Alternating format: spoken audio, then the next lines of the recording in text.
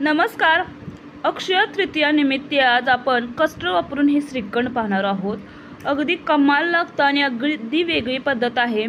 आणि ही रेसिपी तुम्हाला आवडली असेल, हा व्हिडिओ तुम्हाला थोडा जरी आवडला असेल तर आपल्या पल्लवीज मराठी रेसिपीला जरूर सबस्क्राईब करा अशाच नवनवीन रेसिपीसाठी.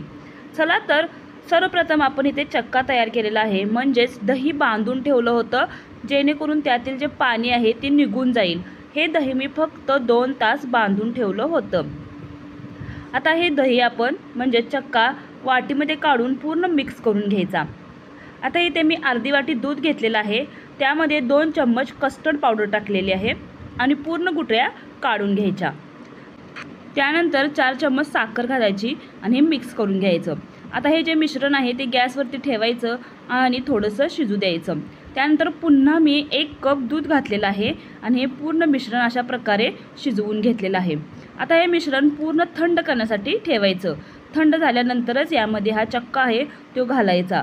अगदी 2 ते 3 चम्मच आपण हा चक्का वापरलेला आहे. आता हे सर्व मिक्स करून घ्यायचं. पूर्ण गुठळ्या निघाल्या पाहिजे अशा प्रकारे मिक्स करून घ्यायचं. पाहू शकता आपलं हे जे बॅटर आहे पूर्ण अशा प्रकारे घट्ट झालेलं आहे. अशा प्रकारे आपण हे मिक्स करून घेतलेलं आहे.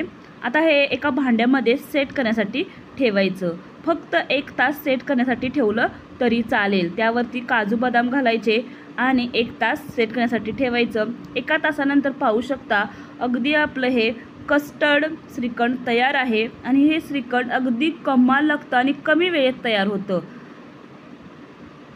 पाहू शकता अगदी घट्टसर आपलं हे श्रीखंड तयार झालेलं आहे. अशी ही अगदी वेगळी पद्धत वापरून आपण कस्टर्ड श्रीखंड बनवलेलं आहे आणि अगदी कमाल लागतं आणि अगदी क्रीमी आपलं हे श्रीखंड तयार होतं. फक्त आपण इथे 1.5 कप दूध वापरलेलं आहे आणि 2 ते 3 चम्मच चक्काच म्हणजे दही वापरून आपण असं हे कस्टर्ड श्रीखंड तयार केलेलं आहे. अगदी 4 माणसांना पुरेल असं आपलं हे श्रीखंड तयार झालेलं आहे. आपल्या श्रीखंडचं स्ट्रक्चरही पाहू शकता. अगदी असं हे क्रीमी तयार झालेलं आहे. ना चाळण्याची गरज आहे ना फेटलण्याची.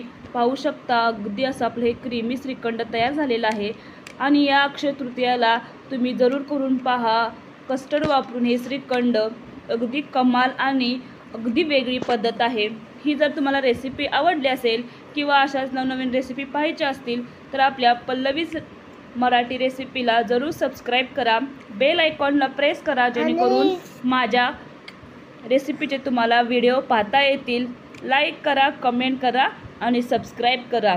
धन्यवाद.